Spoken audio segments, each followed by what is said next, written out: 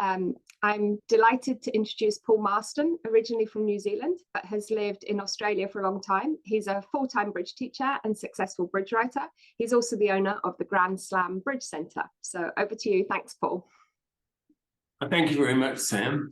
And also congratulations to both you and Shireen for putting on the show. I think it's a great thing you're doing. I know myself, I've got very, very fond memories of the Australian Bridge Teachers Association, which we used to have here.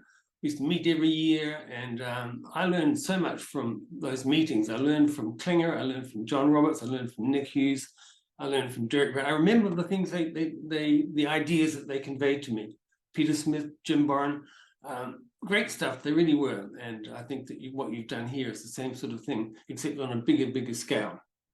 Bravo, it's a really good thing. My subject today is what to teach beginners. A great interest of mine. I've long been fascinated by all this. But of course, there's not one simple answer to that question. What we should be teaching beginners depends on quite a number of things. For example, the medium. Are you doing it online or in a club? Are you a traveling teacher who's there for a short time? Many things, many different considerations. What sort of group of beginners have you got? And your lessons will change accordingly. And also, you'll be tailor-making your lessons according to your own strengths and your own style as well. So there's not one simple answer, but there are certain principles which are important, and I intend to raise some of those here during this talk. Also, what you should be teaching your group of beginners depends on your goals as well. And teachers have different goals. Some teachers make their money from selling lessons and from selling books, and their customer is other teachers, and their customer is clubs and people who might be putting on these lessons. And quite often, teachers who are selling their stuff to other clubs, they don't put on live beginner classes themselves, or only to a very small handful of people. They are thinking about tailor-making their stuff for those clubs. And so they're thinking about making the job of teaching very easy. That's their thought. And they're not thinking so much about the end result for the student. They're thinking more for the people they're selling to. And I saw an example of this a little while ago. It was published in a magazine here. And someone who's selling their stuff to other teachers said, and I quote, this person said, "The way a teacher presents a lesson is much more important than the content of a lesson." And to me, that might be fine if we're talking to trying to calm the nerves of a nervous teacher, but I don't think that the pupils would like to hear that it doesn't matter what you tell them, it's just a matter of the way you tell them. If you tell them with a smile on your face, you'll be great. So we have different objectives, and our lessons will change accordingly. For me personally, my situation's always been very different. For me, content has always been king. And my goal has always been to create customers for my bridge clubs. I've always owned bridge clubs. And in the late 1980s and 90s, I had 6 Grand Slam bridge centres dotted around Australia and New Zealand. And we depended on creating customers. And we only did that through our beginner classes. And so we, as a group, we rode or fell according to how well we did with our beginner classes. So we were very, very focused on exactly how our classes were going. That was the thing that really concerned us.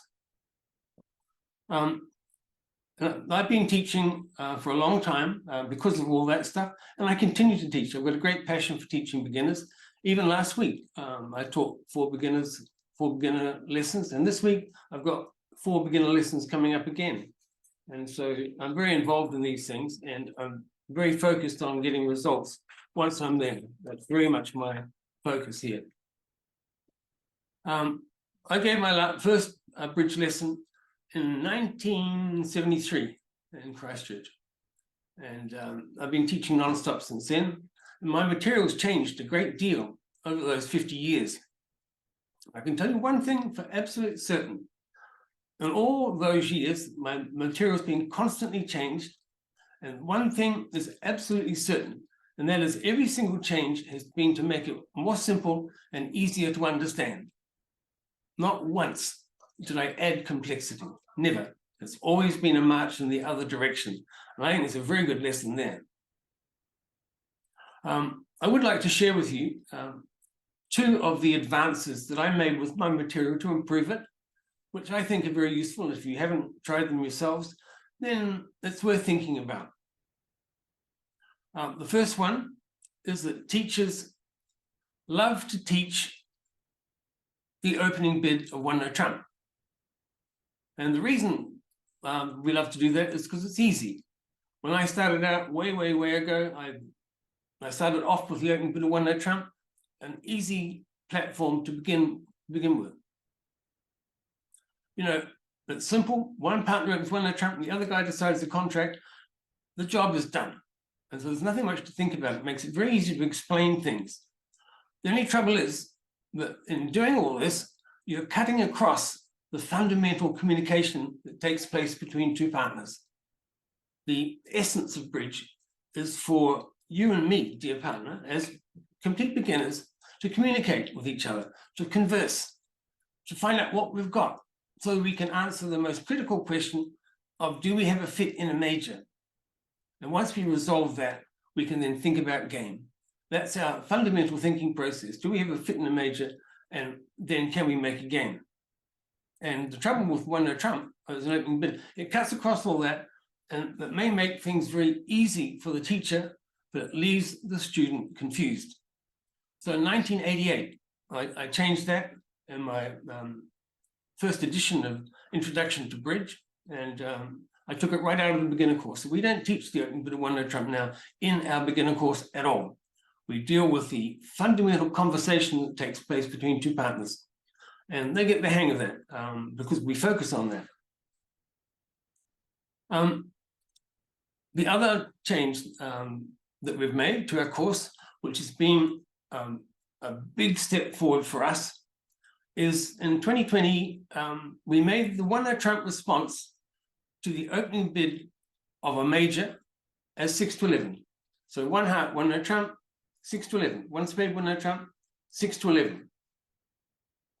That small change has brought enormous benefits. It simplified the bidding. We don't have to worry about reverses, jump shifts. There's no more confusion about when to pass. It makes things very simple. There's no exceptions. There's no different categories to look at. That one small change has really helped the students understand. And as a consequence of that, we teach the bidding to these beginners, and it's not complex. The actual bidding we teach them is quite straightforward. And I've got a slide I'm going to show you, which has the main points of what we teach during the bidding. Let's see if I can get this going here.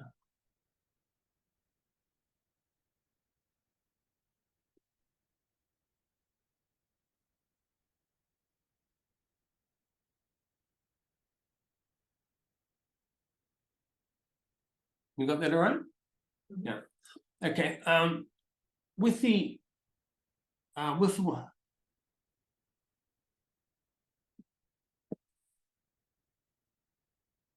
these two small changes, I'm going to summarize now what we teach our beginners during their beginner course. And this is the bidding ideas we teach them in that course. No others, only these. First one, an opening opposite an opening means you should get to game. Second one, the partner opens in a major. If you've got a fit, bid game. If you've got an opening hand, you know, opening opposite an opening. If you don't have opening values, just show your points.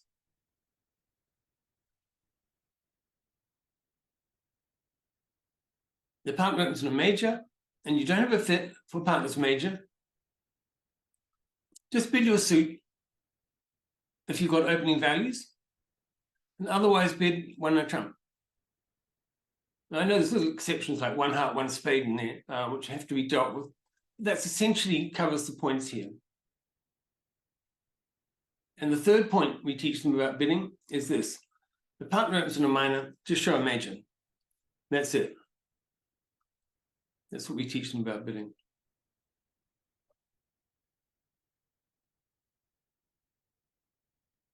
Now, this is actually a 2/1 system. We don't talk about that. We don't tell them that. We don't say we're going to learn 2/1. It instills fear. But that's actually the structure of 2/1. So they can really roll on into things as they move along, and they can do easily adjust to all sorts of new ideas when they come along. We've given them the right strong structure.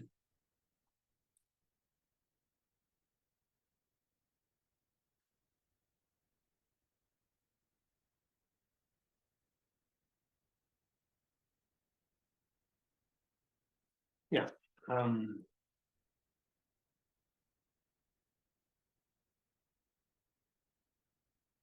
Now, this raises a question, which we quite often hear, of when should we introduce the bidding? And you will hear some experienced players saying, you can't teach them the bidding too soon. They've got to get the hang of playing the cards. And some people take this to extremes and get them playing the cards for a long, long time before they introduce the bidding. And I think these people miss the point. When contract bridge was created and introduced for the first time in 1925, it instantly wiped out auction bridge. We should think about why. Why was it so sudden and so devastating? Well, the reason is that contract bridge has the gambling component. Auction didn't, contract does. And gambling is one of the greatest human addictions. You know, on TV here in Australia, gambling companies are always trying to put their stuff on TV. They're being stopped from doing it because people are too vulnerable. And when they do put something on TV, they have to say, you know, gamble responsibly and be careful, you're going to lose. We're warning everyone because of our natural inclination to gamble. And here we are, we've got this wonderful game which involves the critical element of gamble. And people are arguing that we should be removing that from the introduction to the game.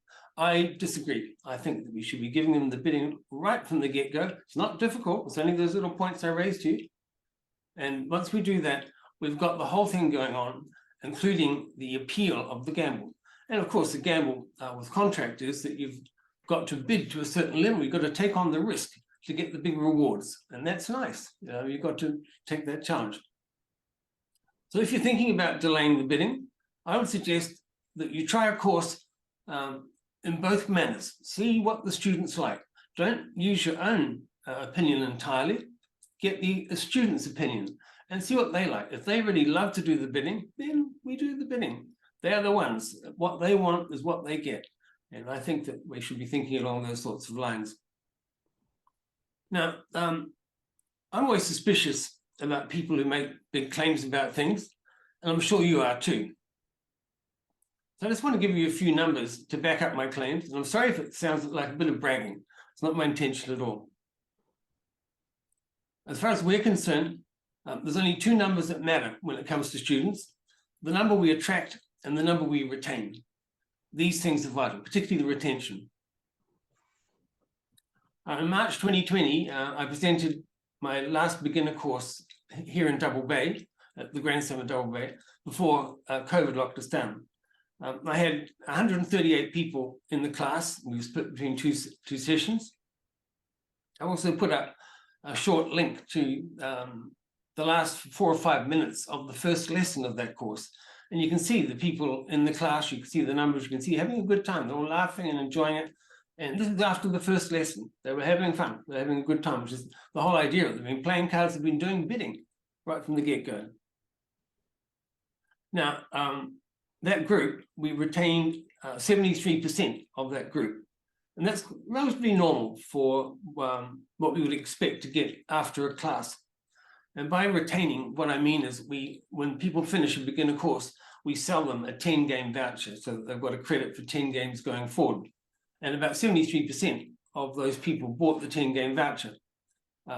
We might have lost a few after that going forward as people drift away a fraction, but the beginner course led to a 73% conversion. Then COVID came along, and June 2020, Nevna Jurvik, my colleague, and we presented our first online beginner course. We hadn't done it before. And we presented online beginner courses for the next 3 years until June of this year. And in that time frame, more than 2,000 people have graduated from our program, which involves 32 sessions.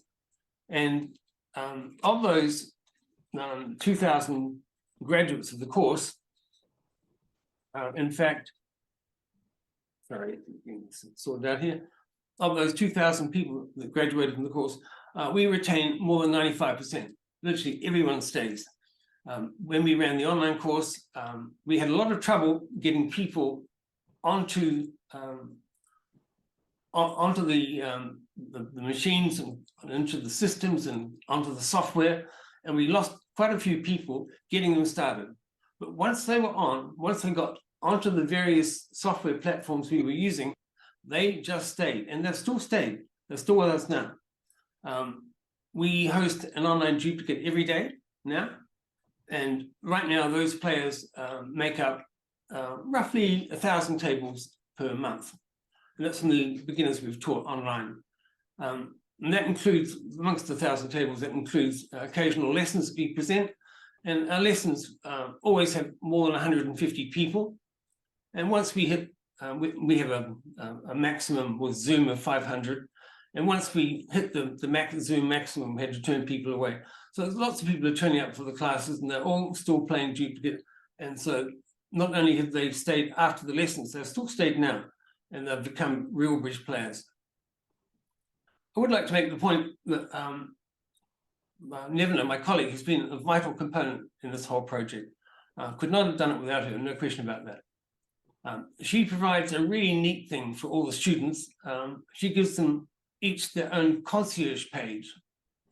And of course, that helps them to find the best restaurants and get Taylor Swift tickets, you know, that sort of thing, like any decent concierge page. It also provides them, actually, on a more bridgy note, it also provides them with timely videos, documents that are related to the classes they've just done, and the latest news. So it helps to create community. And it's been an essential tool for us in retaining these people, no question about it. And also it's been essential for us in handling the numbers that we've done. So that software side of it all is a vital component, and she's been terrific on that front. It was very good fortune that she was around at the time when COVID hit, because she had a real talent for all this sort of stuff. And she's in the audience here tonight. I'm going to embarrass her a fraction by giving you a short burst of her background.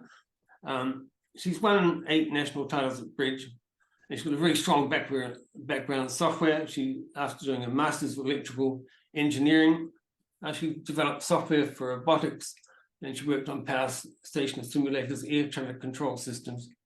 And then she spent 7 years as a software manager for Aussiemail, which is one of this country's biggest ISPs.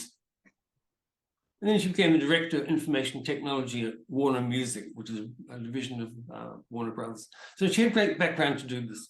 And so she's added her expertise, and that's been a vital component in what we're doing. Right now, Nev and I are not running any online beginner courses. We're taking a break. We're doing face-to-face classes right now. We've kind of switched a bit.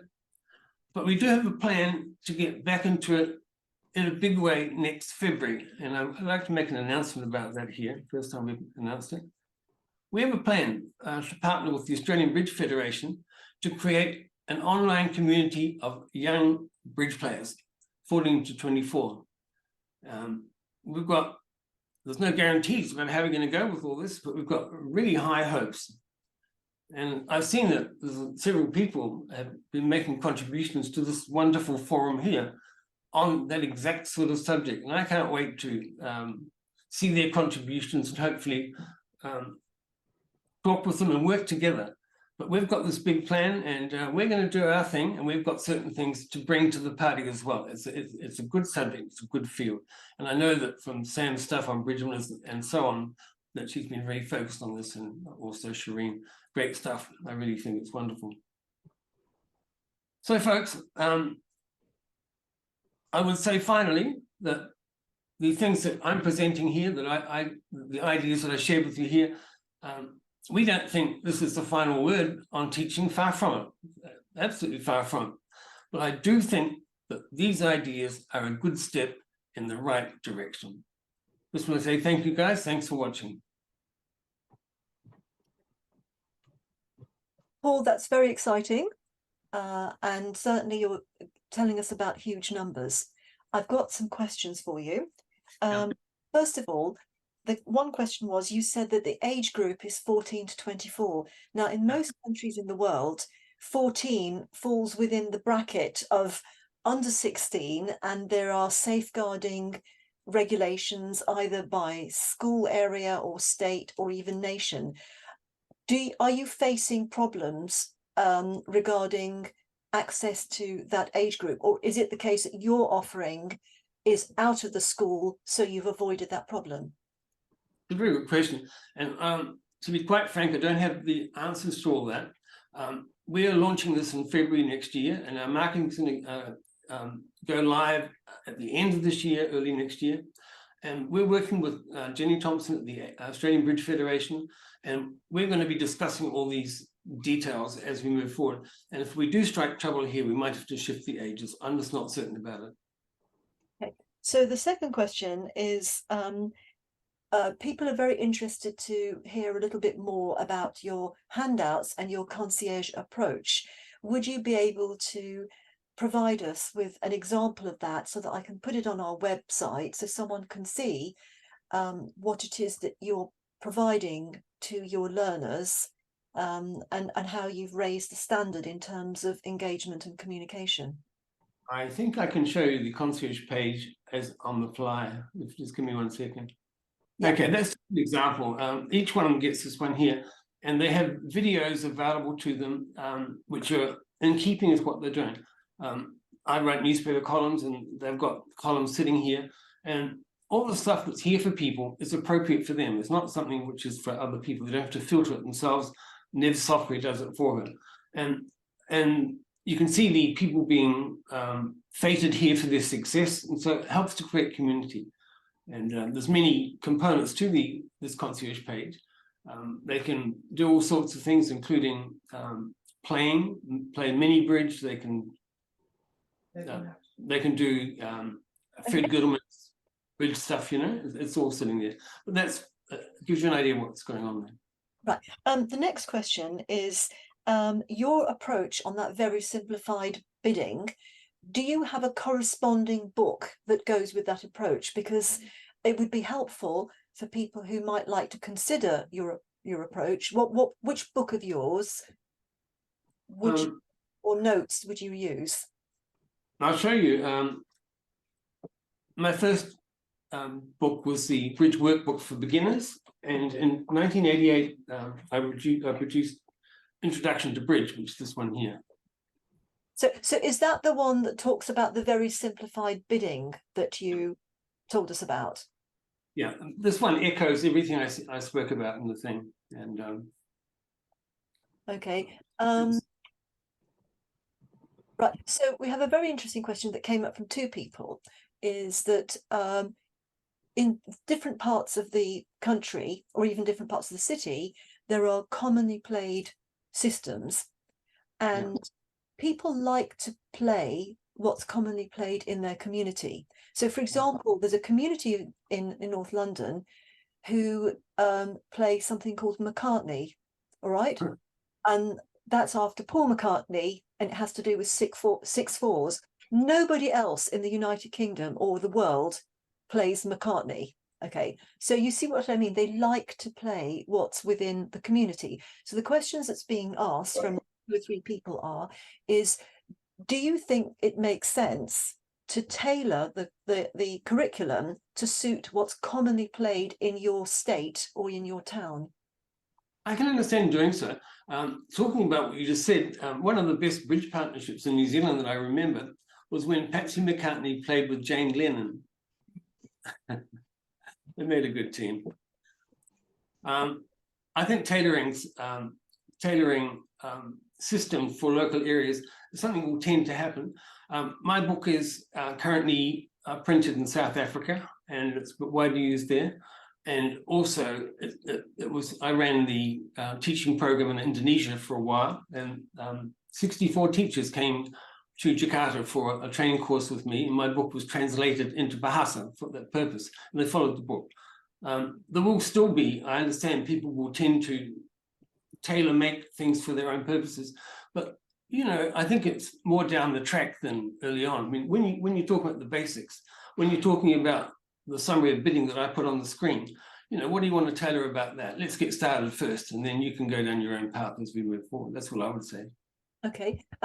Next question, which is actually from Sam Punch, is how do you think you're going to develop a youth bridge community? I mean, you said you're working to do that, and it's in the future.